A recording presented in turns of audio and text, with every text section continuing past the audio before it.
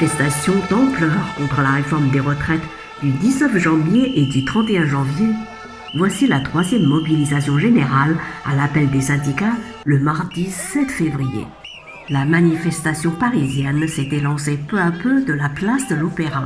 Le cortège doit emprunter les boulevards des Italiens, Montmartre, Poissonnière, de Bonne Nouvelle, Saint-Denis, Saint-Martin pour rallier la place de la République. De là, ils rejoignent la place de la Bastille via les boulevards du Temple, des Filles et du Calvaire et Beaumarchais. L'arrivée est prévue aux alentours de 19h. Je suis là pour dénoncer cette contre-réforme parce qu'elle est tout sauf bénéfique pour les citoyens. Et moi, je suis jeune, mais la retraite, ça concerne tout le monde, ça me concerne aussi. Je travaille déjà un petit peu à côté de mes études et ça veut dire ma retraite, je l'aurai à 66 ans. Si je n'ai pas de rupture de carrière, on sait que les femmes souvent ont des ruptures de carrière parce qu'elles vont s'occuper de l'éducation des enfants. Et donc là, c'est encore un désavantage pour les femmes.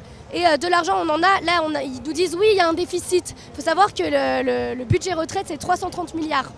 Il manque entre 12 et 17 milliards. On a, le gouvernement Macron a exonéré énormément les multinationales, les riches avec l'ISF, c'est un impôt sur les hautes fortunes. Et donc en fait, on va à chaque fois faire la poche aux pauvres, mais à côté, les riches s'enrichissent et s'enrichissent toujours plus, et notamment après la crise du Covid. Donc ça ne va pas, ce n'est pas équilibré, ce n'est pas de la justice sociale, et c'est encore prendre à ceux qui ont peu. Selon les premières remontées des préfectures sur les mobilisations en région, le nombre de manifestants est en baisse partout. À Nantes, 20 000 personnes ont manifesté contre 28 000 la semaine précédente. À Rennes, 14 600 personnes ont manifesté contre 23 000. À Bordeaux, 9 500 personnes se sont mobilisées contre 16 500 une semaine auparavant. À mon sens, c'est une réforme qui est complètement injuste et qui n'a pas nécessité d'être compte tenu de la situation actuelle du régime des retraites en France et qui en plus fait porter la responsabilité sur l'ensemble de la population et notamment les plus précaires, à laquelle moi je ne pense pas appartenir d'ailleurs, mais je pense qu'il faut être solidaire. J'espère évidemment qu'ensuite à l'Assemblée, les députés feront leur travail par des amendements, peut-être par des blocages, peut-être que la pression populaire arrivera à mettre la pression sur les députés. C'est tout ce que j'espère, mais pour l'instant c'est sûr que le rapport de force à l'Assemblée n'est pas en notre faveur, ça c'est sûr.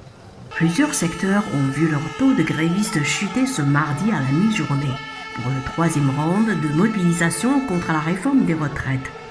Dans la fonction publique, on dénombrait 11,4% de grévistes ce mardi à la mi-journée, contre 19,4% le 31 janvier et 28% le 19, selon les chiffres du ministère. Comme la majorité de la population, effectivement, je suis personnellement opposé à cette réforme parce qu'elle va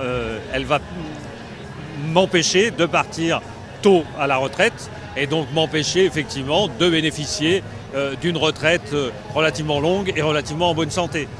Plus on repousse l'âge de départ, plus il y a des risques effectivement qu'on parte soit en mauvaise santé, soit qu'on ne parte pas du tout parce qu'il y aura eu des décès. Donc c'est aussi pour ça que je suis aujourd'hui dans la rue. Et puis je pense aussi aux générations à venir. C'est-à-dire que demain, effectivement, tous les jeunes qui sortent de l'école à 22, 23, 24 ans, ça veut dire qu'avec cette réforme, ils vont être obligés de toute façon de travailler éventuellement jusqu'à 67, voire 70 ans. Et ça, c'est pas acceptable.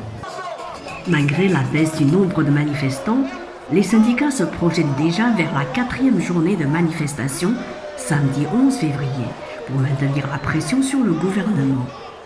Laurent Berger, secrétaire général de la CFDT, reconnaît pour la journée de mardi un petit handicap avec les vacances qui ont commencé pour la zone A. Mais le débat parlementaire, c'est jusque fin mars, a-t-il prévenu. Reportage par Mantarin TV.